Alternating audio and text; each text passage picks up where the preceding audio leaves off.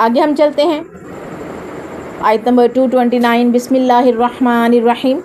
الطلاق مرتان فامساکم بمعروف او تسریح باحسان ولا یحل لکم ان تأخذوا مما آتیتموہن شیئا الا ان یخافا الا یقیما حدود اللہ فَإِنْ خِفْتُمْ أَلَّا يُقِيمَ حُدُودَ اللَّهِ فَلَا جُنَاحَ عَلَيْهِمَا فِيمَا افْتَدَتْ بِهِ تِلْكَ حُدُودُ اللَّهِ فَلَا تَعْتَدُوهَا وَمَنْ يَتَعَدَّ حُدُودَ اللَّهِ فَأُولَئِكَ هُمُ الظَّالِمُونَ.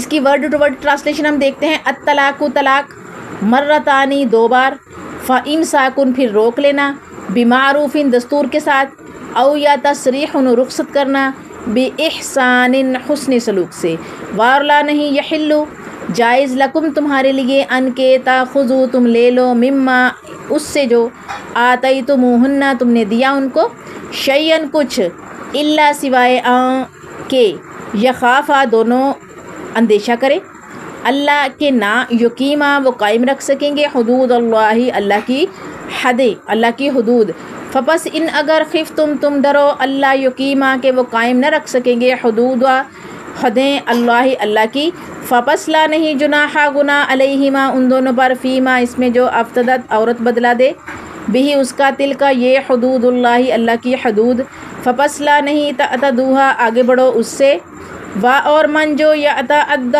آگے بڑھتا ہے، حدود اللہ اللہ کی حدود، فپس اولئک پس وہی لوگ، ہم وہ ظالمون ظالم ہیں. اس کی ٹرانسلیشن دیکھتے ہیں ہم.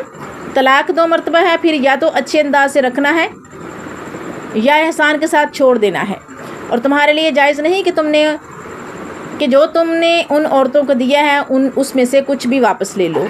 ہاں یہ اور بات ہے کہ دونوں کو اللہ کی حدیں قائم نہ رکھنے کا اندیشہ ہو، اس لیے اگر تمہیں ڈر ہو کہ یہ دونوں اللہ کی حدیں قائم نہ رکھ سکیں گے تو عورت رہائی پانے کے لیے کچھ دے دے، اس میں دونوں پر کوئی گناہ نہیں، یہ اللہ کی حدود ہیں، خبردار ان سے آگے نہ بڑھنا، اور اللہ تعالیٰ کی حدود سے تجاوز کرنے والے لوگ ہی تو ظالم ہیں. اب یہاں پر جو ہے وہ کنیکشن دیکھیے گا پچھلے کلام سے، کہ عربوں نے، پچھلی جو آیات ہے اسی سے کنیکشن چل رہا ہے طلاق کے حوالے سے بھی. عربوں نے عورت کے لیے طلاق کو کند دھار آلہ بنا لیا تھا، یعنی کہ بہت تیز دھار جس کا ہوتا ہے آلہ، یا یوں کہہ لے کہ ایک ایسا آلہ کہ جسے استعمال کر کے وہ عورت کو ستاتے، تنگ کرتے. ایک آدمی اپنی بیوی کو طلاق دیتا، جب اس کی عدت ختم ہونے کے قریب آتی تو وہ اس سے رجوع کر لیتا تھا. اس طرح بار بار طلاق دیتا اور رجوع کرتا، یہاں تک کہ اس کو اسی حالت پر رہنے دیتا. اس حالت میں نہ وہ بیوی کے طور پر گھر میں زندگی بسر کرتی اور نہ ہی اس کی جان چھوٹتی. انہی خیالات کے تحت ایک انصاری صحابی نے ایک دن اپنی بیوی سے کہا کہ میں تمہیں ایسی سزا دوں گا جس سے چھٹکارا پانا تیرے بس کا روگ نہیں ہوگا. اس نے عرض کیا کہ یہ کیسے ہو سکتا ہے؟ انصاری نے کہا کہ میں ہر طلاق کے بعد عدت گزرنے سے پہلے رجوع کرتا رہوں گا تاکہ تو اسی کشمکش میں مبتلا رہے. یہ سزا سن کر بیچاری کانپ اٹھی اور موقع پاتے ہی رسول اللہ صلی اللہ علیہ وآلہ وسلم کے گھر پہنچی. آپ گھر میں موجود نہ تھے. حضرت عائشہ رضی اللہ تعالیٰ عنہا سے عرض کیا کہ میرے ساتھ یہ ظلم ہونے والا ہے، مجھے ان حالات میں کیا کرنا چاہیے. یہ ترمذی شریف کی روایت ہے، ٹھیک ہے، ترمذی شریف کی یہ روایت ہے جو میں نے آپ کے سامنے رکھی ہے. اس صورتحال پر رسول اللہ صلی اللہ علیہ وآلہ وسلم پر وحی نازل ہوئی کہ آج کے بعد مرد کو صرف 2 رجعی طلاقیں دینے کا حق ہوگا. اگر وہ اس دوران رجوع کرتا ہے تو ٹھیک، ورنہ تیسری طلاق کے بعد نکاح ختم ہو جائے گا. اور مردوں کے لیے بھی یہ بھی جائز نہیں کہ جو کچھ انہوں نے اپنی بیویوں کو بھلے وقت میں دیا، یعنی جب ان میں صلح صفائی تھی، ان میں پیار محبت تھا، ان میں رشتہ تھا، اس بھلے وقت میں دیا جو کچھ شوہروں نے اپنی بیویوں کو، وہ ان سے واپسی کا مطالبہ کریں، یہ جائز نہیں. اگر دونوں اس بات کا خطرہ محسوس کریں کہ ہم اللہ تعالیٰ کی جو مقرر کردہ اخلاقی حدیں ہیں ان کا احترام نہیں کر سکیں گے، ایسی صورت میں عورت حق مہر واپس کرے یا مزید کوئی چیز دے کر طلاق حاصل کر لے، جسے ہم خلا بھی کہتے ہیں. اس لین دین میں دونوں پر کوئی گناہ نہیں ہوگا. یہ اللہ تعالیٰ کی مقرر کردہ حدود ہیں جن میں کسی صورت بھی تجاوز نہیں ہونا چاہیے۔ اللہ تعالیٰ اپنی متعین کردہ حدود کو اس لیے واضح فرماتا ہے کہ تم احترام کرو اور ان کا حدود اربا سمجھ جاؤ۔ اسلام کے نظام معاشرت اور آئلی قوانین میں اس قدر اعتدال توازن برقرار رکھا گیا ہے کہ باوجود اس کے کہ مرد مرتبے اور اختیارات کے لحاظ سے عورتوں پر ناظم اور نگران بنائے گئے ہیں، لیکن مرد کو اس طرح کے اندھا دھند اختیارات نہیں دیے گئے کہ وہ آزاد اور محسنات عورتوں کو لونڈیاں بنا ڈالے، بلکہ اس حکم خداوندی میں عورت کو بھی ایک درجہ اختیار دیا گیا ہے کہ اگر وہ کسی جذباتی انداز اور پوری سوچ بچار کے بعد اس فیصلے پر پہنچتی ہے کہ میرا اس خاوند کے ہاں اب رہنا مشکل ہو گیا ہے، تو اس صورتحال میں عورت کو طلاق لینے کا حق دیا گیا ہے، جسے شریعت کی زبان میں خلا کہا جاتا ہے۔ خلا کا مطلب ہے کہ عورت طلاق لینا چاہتی ہے تو خاوند کے مطالبے پر اسے اس کی کچھ نہ کچھ قیمت ادا کرنا پڑے گی۔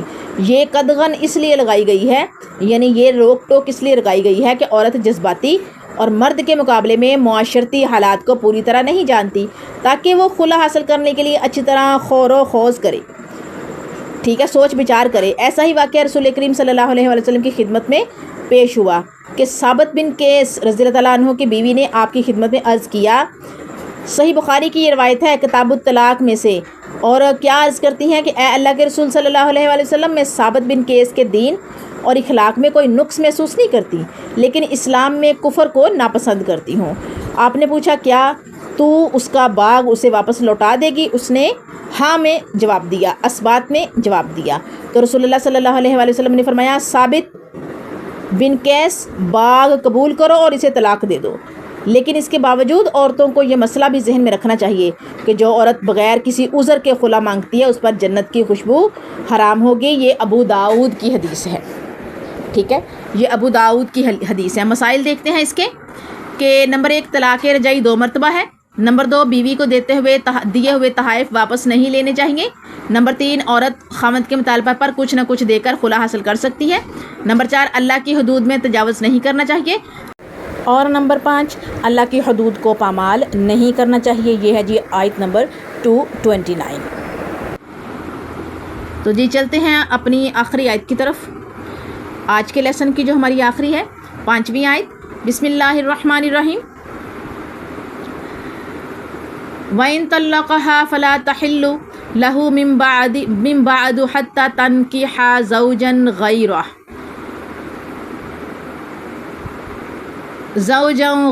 فَإِن طَلَّقَهَا فَلَا جُنَاحَ عَلَيْهِمَا أَن يَتَرَاجَعَا إِن ظَنَّا أَن يُقِيمَا حُدُودَ اللَّهِ وَتِلْكَ حُدُودُ اللَّهِ يُبَيِّنُهَا لِقَوْمٍ يَعْلَمُونَ۔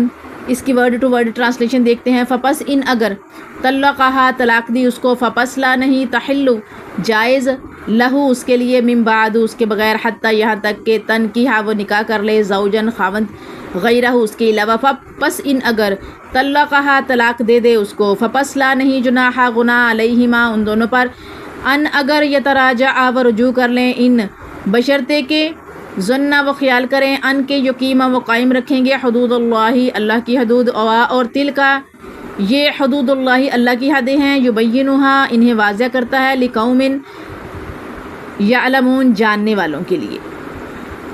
اس کی ٹرانسلیشن دیکھتے ہیں ہم۔ پھر اگر اس کو تیسری بار طلاق دے دے تو اب اس کے لیے حلال نہیں جب تک کہ وہ عورت اس کے سوا دوسرے سے نکاح نہ کرے۔ پھر اگر وہ بھی طلاق دے دے تو ان دونوں کو باہم رجوع کر لینے میں کوئی گناہ نہیں، بشرطے کہ یہ یقین کر لے کہ اللہ کی حدوں کو قائم رکھ سکیں گے۔ یہ اللہ تعالیٰ کی حدود ہیں جنہیں وہ علم والوں کے لیے بیان کرتا ہے۔ جو ہمارا پیچھے ٹاپک چل رہا ہے اسی سے ریلیٹ یہ ہماری آیت ہے۔ اگر میاں بیوی کے درمیان اکٹھا رہنے کی کوئی شکل باقی نہ رہے اور عورت کو تیسری بار طلاق بھی دے دی جائے، 2 بار پہلے ہو چکی، تیسری بار بھی خاوند دے دے، تو پھر وہ آپس میں رجوع بھی نہیں کر سکتے، کیونکہ ایسی طلاق کو طلاق مغلظہ کہتے ہیں، ٹھیک ہے۔ جو طلاق 3 بار کمپلیٹ ہو جائے طلاق مغلظہ کہلائے گی۔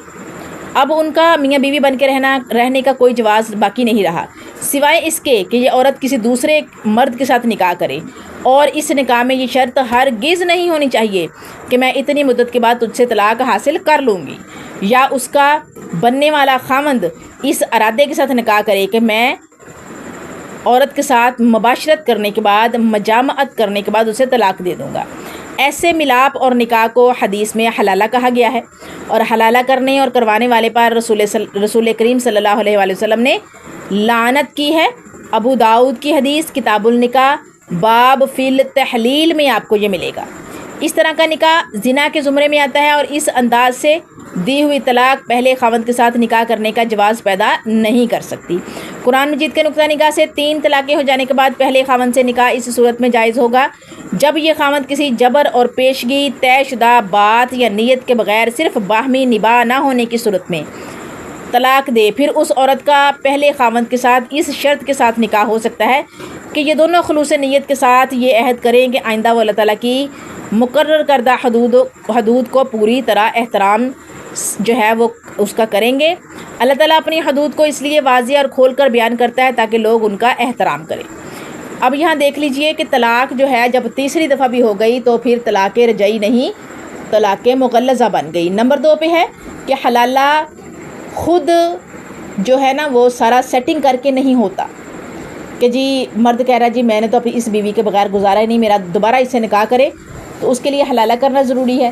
تو کسی مرد کا انتظام کرنا اور اس کے ساتھ اس عورت کا نکاح کروانا، پھر ایک رات کے لیے دونوں اکٹھے ہوں اور اس کے بعد ان کی آپس میں ڈائیورس ہو جائے، پھر وہ عورت عدت گزارے اور پہلے شوہر سے جو ہے وہ نکاح کر لے، تو یہ جو پلان کر کے حلالہ کر رہا ہے یہ نہیں ہے قرآن میں، حدیث میں، اللہ کے حکموں میں جو حدیں اللہ نے مقرر کی ہیں ان میں۔ اللہ کی طرف سے ایسا ہو جائے کہ ایک عورت کو طلاق ہوئی ہے اور اس کا دوسری جگہ پر نکاح ہو جاتا ہے، وہاں اس کا نباہ نہیں ہوتا، اس کو دوبارہ طلاق ہوتی ہے، یا پھر اس کا خاوند خود اس کو چھوڑ دیتا ہے یا دنیا سے چلا جاتا ہے، تو پہلے عورت جیسے جو ہے وہ پہلے مرد سے جس سے دوبارہ نکاح ہوا ہے اس مرد سے عورت فارغ ہو گئی، بھلے طلاق کی صورت میں یا اس شوہر کے دنیا سے چلے جانے کی صورت میں۔ اب پہلے شوہر کو پتہ چلا ہے کہ میری پہلی بیوی جو ہے اس کو طلاق ہو گئی ہے یا وہ آزاد ہے، اب پھر وہ اس عورت کے ساتھ نکاح کر سکتا ہے، دونوں کی باہمی رضامندی ہو، اور اس کے علاوہ دونوں کے ذہن جو ہیں وہ اس بات کے لیے تیار ہوں کہ ہم اللہ کی حدوں کا خیال رکھیں گے، اللہ کے حکموں کا خیال رکھیں گے۔ مسائل دیکھتے ہیں جی۔ نمبر 1 طلاق مغلظہ کے بعد نکاح نہیں ہو سکتا، اور نمبر 2 دوسرا خاوند بلا شرط نکاح اور طلاق دے، یعنی کہ دوسرا جو خاوند ہے بیوی نے جس سے نکاح کیا ہے وہ بغیر شرط کے نکاح کرے اور بغیر شرط کے ہی ان دونوں میں جو طلاق ہو جائے تو پہلے خاوند سے نکاح ہو سکتا ہے۔ اور نمبر 3 اللہ تعالیٰ اپنی حدود اس لیے بیان کرتا ہے تاکہ لوگ سمجھ جائیں اور احترام کریں۔ جزاکم اللہ خیرہ۔